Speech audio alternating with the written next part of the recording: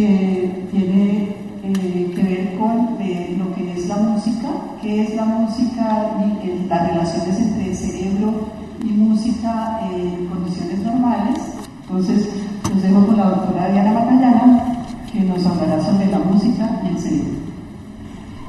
Gracias, buenas tardes a todos, muchas gracias. También es un honor acompañar a mi colega y amiga Patricia en esta importante cátedra y por supuesto al doctor Amador y en este salón tan imponente y con esta compañía tan numerosa e interesada en este tema. En realidad lo que vamos a hacer es un repaso sobre cómo hacemos esa relación entre entender un poco la música a través del cerebro o viceversa, entender el cerebro a través de la música. Y cuando uno piensa digamos, en la música, uno piensa básicamente en ese arte que consiste en mezclar todos estos sonidos, voces, instrumentos, para de alguna manera expresar algo y, si podemos añadir, algo con belleza. Hay, digamos, un consenso de todas formas en el tener que definir y apreciar que la música depende de la cultura y que es un constructo que resulta, digamos, de interacciones entre los seres humanos, entre las culturas. Finalmente, entonces, tendrá que ver algo con eso que es nuestra capacidad de socializar, que es una función netamente humana, y de esta manera tendríamos que preguntarnos si la música ha variado a través de la evolución del ser humano. Varía si depende de la cultura, si está insertada en la cultura, varía o no. Cuando nosotros oímos piezas musicales, por ejemplo como esta, nosotros decimos combinan absolutamente todo lo que son voces, instrumentos. Y de alguna manera la música clásica, hay algo que nos hace pensar que hay un orden que está organizado y que nos guste o no, repito, puede tener alguna forma de belleza. Pero miremos básicamente qué tan antigua o qué evidencia tenemos nosotros de la parte musical. Y uno de los tópicos más importantes de lo que quiero transmitirle hoy es que la música puede ser tan antigua como el mismo lenguaje y se desarrolla evolutiva, filo y ontogenéticamente, es decir, en las especies y en la propia especie, al parecer de la mano del lenguaje. Tal vez no tenemos tanta evidencia como la podríamos tener sobre el lenguaje, pero las evidencias que existen de que ya se describía, quizás al mismo tiempo de haber surgido la escritura, la música es los hallazgos arqueológicos en civilizaciones tales como las orientales, obviamente, donde surge el lenguaje, o las occidentales, donde, como sabemos, hay 3 puntos en el mundo que parece que surge la escritura simultáneamente, que son la China, la Mesopotamia, que es Irak, Irán, y los mayas, que también escribieron, solo que allí perdimos el código que nos permitía leerlo. Y en la música es exactamente lo mismo. En la antigua Grecia, los mayas tenían alguna codificación simbólica que por la repetición de esos símbolos parece ser que están relacionados con la música. Entonces, es tan antigua como el lenguaje, que retomo ese concepto más adelante. Es indudablemente universal. No hay cultura ni grupo social que no la tenga, por muy distintos que hayan sido los surgimientos de la civilización oriental y occidental, siempre las hay. En Egipto, Grecia, repito, en Roma, en el occidente los aztecas, los mayas, los aruacos, los chichas, los incas, parecen que por lo menos compartieron, por disímiles que sean estas culturas, instrumentos musicales que evidentemente al inicio fueron netamente de viento y percusión, pero que con el paso, repito, con la evolución filogenética también nos fuimos complejizando. Entonces, por ejemplo, hay civilizaciones como los etruscos, donde no se pudo conocer, la civilización etrusca es previa a la romana, y a pesar de que el mundo, digamos, en Italia se encuentra todas las evidencias posibles, gráficas, de manualidades, de estructuras sociales de los etruscos, no se conoce nada de este idioma no se conoce. Los escritos, sin embargo, que han podido ser decodificados muestran que hay frases en versos y que por la repetición darían a entender que eran transcripciones musicales por la forma en que estaban estas repeticiones como tipo coros. Y al parecer uno de los hallazgos arqueológicos publicados en este hermoso artículo en Nature indica que estos autores intentan hacer un sonido de estas flautas, que es un hallazgo arqueológico, pero que parecen datar de 35.000 o más años y que evidentemente pueden ser de un origen pues, musical, porque ellos reprodujeron. Entonces, estos sonidos son reproducidos, digamos, de este tipo de instrumentos.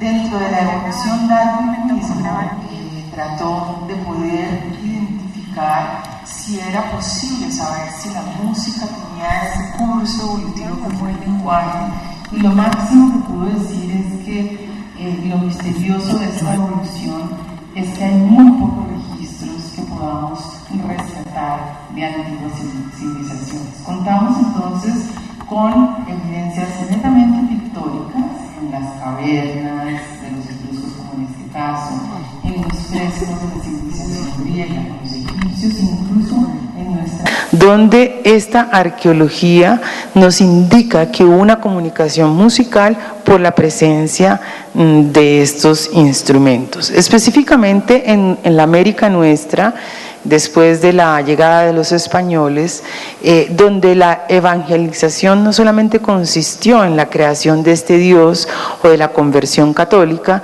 sino también se intentó quitar o abolir la música que tenían como expresión nuestros antepasados. Sin embargo, se pueden rescatar tonos musicales donde seguramente se perdió la lírica, como este, vamos a mirar.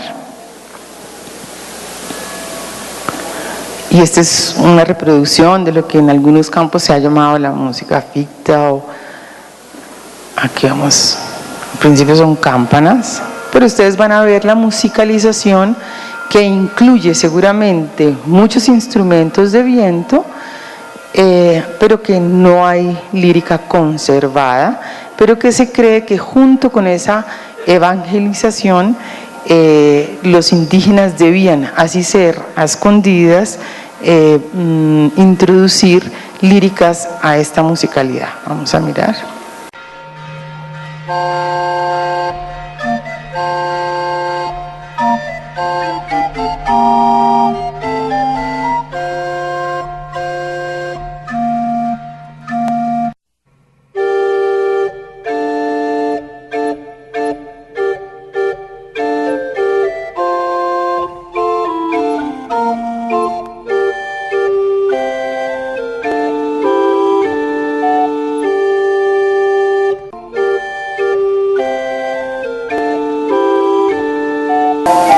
Es decir, existen archivos que conservan estos tonos musicales sin lírica, que muy seguramente ellos tenían.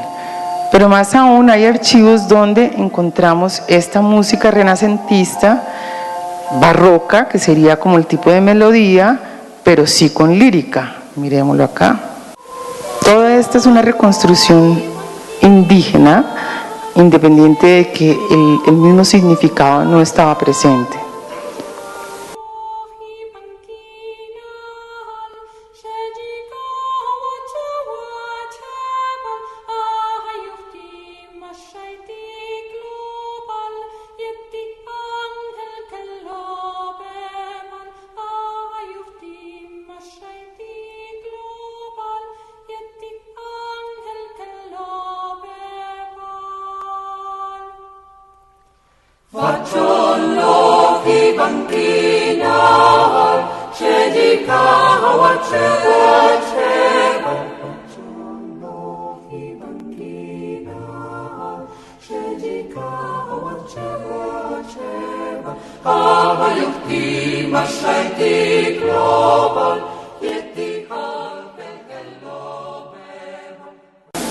Así, estos archivos del 1500, al final del siglo XVI, muestran cómo algo se puede rescatar también, digamos, esta música barroca, donde sencillamente hay una influencia, y estos son archivos que solo se encuentran en México, en Colombia, en Perú, donde evidentemente la inclusión de estos instrumentos de flautas y percusión pues mostraban que no todo se evangelizó entre comillas, sino que muy poco, pero hay algunos rescates de este tipo de música. ¿Cuáles son entonces, diciendo digamos que va de la mano, que es universal, cuáles podrían ser los principios aplicables a toda la música independiente que haya brotado en cualquier parte del mundo? Y lo básico es que tiene una organización temporal. Aclaro, yo no soy música, toco la guitarra mal, pero bueno, la toco, pero no más, bailo más o menos bien, pero no tengo ni idea de música. De todas formas, para poder entender cómo funciona el cerebro, tenemos que saber que lo que es aplicable y común es que hay una organización de tiempo temporal, que básicamente para que hablemos de música tiene que haber algo regular, periódico, y que casi toda la música permite un seguimiento con las manos. De hecho, cuando uno va a cantar, comienza o a moverla con el cuerpo indudablemente, sea cual sea la música, o con los mismos pies. Es decir, la necesidad de mantener un ritmo es lo que me permite hablar de una música. Organizar ese ritmo, vuelvo, insisto en esta que es música clásica, Mozart, si uno quisiera solamente oírla, es inevitable, si ya tiene el gusto de hacer un meneo de alguna parte, seguir el ritmo, y eso es lo que me permite hablar de música. Ahora, ¿cómo funciona el cerebro? Es lo que quiero compartir brevemente, es decir, cuando hablamos de cómo funciona el cerebro, cuando hablamos de música, o qué relación tiene la música con ese cerebro.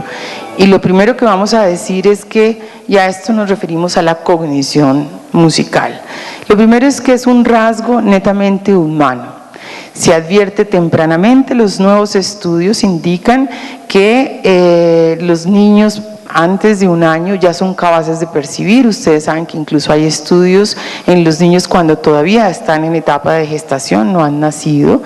Y aquel mito de que la música solamente es para los que tienen la habilidad innata, para los Mozart y los Beethoven y los músicos especializados, parece que no tiene nada de cierto. Es decir, la genética y las neurociencias han iniciado a romper este mito, porque sí, como en todas las cosas, la habilidad innata es una condición, pero vamos a ver qué sucede en todos los normales como nosotros, o los mortales, mal bien diría, porque la normalidad sería difícil y de considerar, pero las personas que no somos músicos o no interpretamos instrumentos de manera sofisticada, encontramos que este es un rasgo humano, y que la música no es solamente la habilidad de escuchar, interpretar o crear, sino que evolutivamente, insisto, se adquiere muy tempranamente, de manera espontánea, como lo es el lenguaje, desde el punto de vista ontogenético, es decir, desde el desarrollo del ser humano.